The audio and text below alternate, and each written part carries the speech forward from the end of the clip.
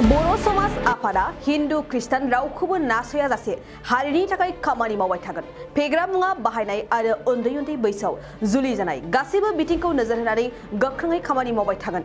दिनै क'क्राझार जिल्ला बर' समाज आफादा 17थि बोसोरारि जथुम्माखौ पाटगाव गोजौ फरायसालिनि गेवलां फोथाराव खुंफुंनाय समाव बेबायदि गोनां बाथ्राखौ बुंथिदों।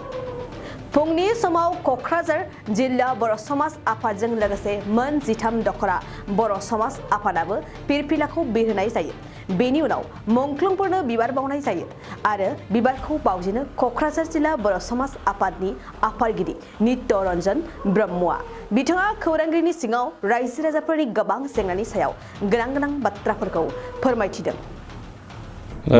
बिथांमोनावबो आङो आच्छा दिनैनि बे फुंबिलिनि हाबाफारियाव जोंनि बे फिरफिला उरायहोनायनि हाबाफारिजों लोब्बा लानानै जोङो बे फिरफिलानि बागै जोङो दहाय एसे सिगाङावनो बुंथिनानै होखाबाय। दा जोङो हारिनि खौसेथि आरो रैखाथिखौ लानानै जोङो बर' हारिया माने जोंनि हारिया गोजोन आरो गोथार आरो सान्थियै थानो लुगैग्रा हारि। बेनिखायनो जों गोथारै गोजोनै थानो थाखाय जोङो दिनैहाय बर' हारिखौ फोसाबनो थाखाय जोङो बे समाजा ओंखारदों। जिहेथु जोंनि गेजेराव माखासे जेंनाफोर दङ। बे जेंनाखौ बोखारनो थाखाय बेखेवनानै होनो थाखाय जेरैहाय जोङो उन्दै बैसोआव हाबा जानाय, ड्राग्स सोबनाय आरो लोगोसे जौ आरो जुवा बेखौ जोंनि हारिनिफ्राय जों माब्रैबा गैया खालामनो हायो। जोङो दिनैहाय बे ओसिलाखौ लानानैनो बे बर' समाजनि फिरफिला सिङाव थानानै जोङो समायखिरा लादों जे जोङो बेखौ गासिबो बोस्रांनो हायो आरो जोंनि थाखानाय धोरोम ब्रह्म धोरोम, बाथौ धोरोम, खृष्टान धोरोम बे मोनथाम धोरोमखौ जोङो बर' समाजनि आवथायाव लानानै जोङो बे मोनथाम धोरोमनि गेजेरजों जोङो जाहाथे बर' हारिखौ माने गोजौ फारसे लांनो हायो जों बेखौ सानदों। जिहेथु जोंनि भारत हादोरा धर्म निरपेक्ष हादोर। दा ओंखायनो जों रावखौबो गारालासेनो जोङो जयैनो बर' समाजखौ फोसाबलांनायाव बा बर' समाजखौ जौगाहोनायाव हाबाफारि लानो जों थांखि लादों। जों नुनो मोनदों ससियेल मिडियानि गेजेरजों जोङो धोरोमखौ लानानै माखासे जोंनि जायफ्रानाखि जोंनि बेरेखा बिसोरो बर'फोरखौ फिसा बोखावनो सानदों। जिहेथु जों नुनो मोनदों ससियेल मिडियानि गेजेरजों जे माने खृष्टानफोरखौ ST स्टेटास होनो नाङा आरो बावैसोनि उनाव जों नुनो मोनदों बा खोनानो मोनबावदों ब्रह्मनो ST स्टेटासखौ होनो नाङा।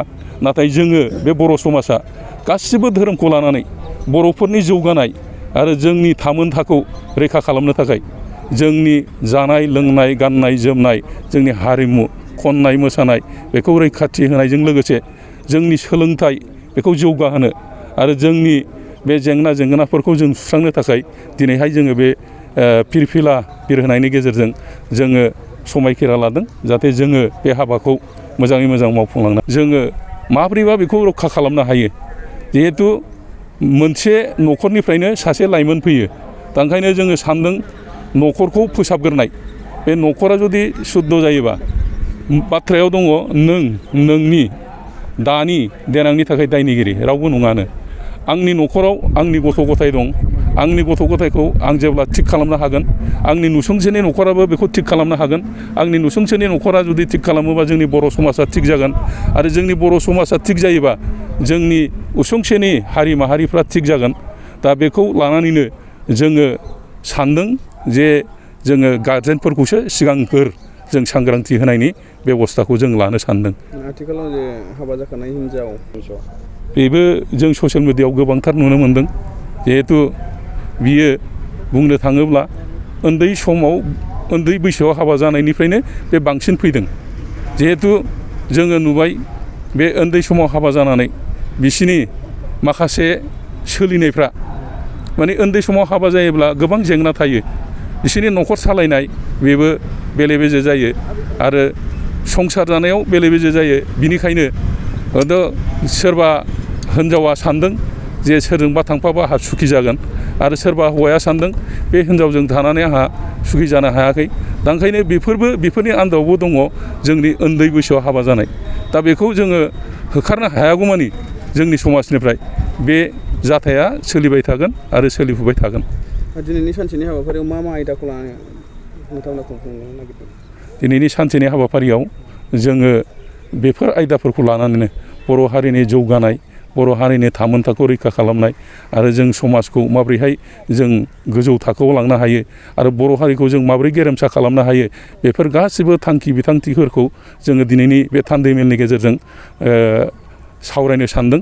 बे सावरायनायाव जोङो बिनिखायनो जोंनि माहारियारि आफाद जोङो साहित्य सभा डिस्ट्रिक्ट साहित्य सभा डिस्ट्रिक्ट बर' फरायसा आफाद डिस्ट्रिक्ट ट्राइबेल संघ डिस्ट्रिक्ट आबोब आरो डिस्ट्रिक्ट गावबुरा सन्थाखौबो जोङो बेहाय खावलायफादों जाहाथे जोंजों बाहागो लानानै जोंनि बर' हारिखौ जौगानाय आरो बर' हारिखौ गोजौआव लांनायनि हाबाफारियाव जाहाथे जोंजों समान समान जोंजों अबदान होनो हाफायो। बे बैसागु फोरबोआव जों बयबो बर'फोरखौनो जोंनि बर' समाजनिफ्राय हामलायथि बावनो नागिरदों आरो जों मोनसे मेसेज हरनो नागिरदों जोंनि बे बैसागु फोरबोआ गोदो गोदायनिफ्रायनो सोलिबोनाय जोंनि ट्रेडिशनेल माखासे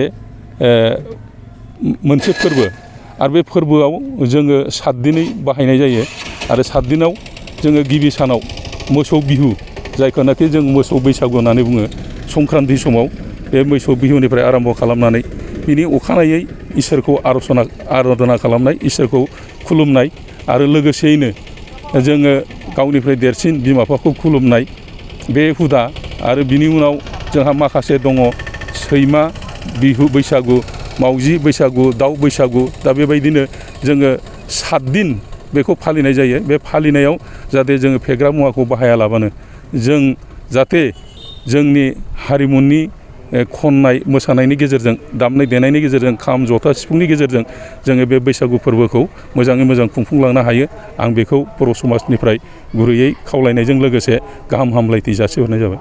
गोजोन्थों। 2023-24 सोलोंथाइ बोसोरनि थाखाय गोदान मुं थिसननाय लानानै फैदों बड'लेण्ड एकाडेमि सिनियर सेकेन्डारि फरायसालिया।